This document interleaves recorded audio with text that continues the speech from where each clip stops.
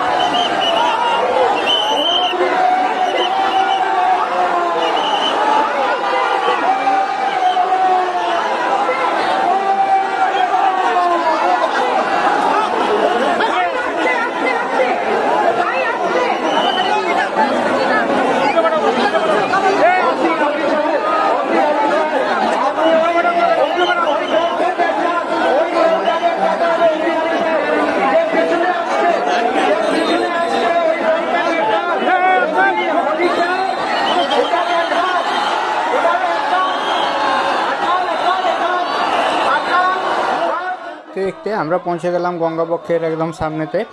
দেখতে পাচ্ছি প্রচুর সংখ্যক মানুষ রয়েছেন বড় মার সামনে। আপনাদেরকে একবার বড় মার রূপটি দেখাতে চেষ্টা করছি। পুষ্পের সাজে সাজিয়ে তোলা হয়েছে বড় মাকে। সোনা এবং রূপার যে গয়নাগুলো ছিল সেগুলো সমস্ত খুলে নেওয়া হয়েছে। পুষ্পের ডালা এবং পুষ্পের মালা দিয়ে বড় মাকে সুন্দরভাবে সাজিয়ে তোলা হয়েছে। জয় বড় মা, জয় বড় মা, জয় বড় মা। বড় মা কৃপাময়ী মা, সবার মা। ধর্ম যার যার, বড় মা সবার। ধর্ম বর্ণ নির্বিশেষে সমস্ত মানুষ আসেন বড় মার এই বিসর্জনটি দেখতে। আপনারাও দেখুন এবং বড় মার কৃপা লাভ করুন। দেখতে থাকুন, সঙ্গে থাকুন।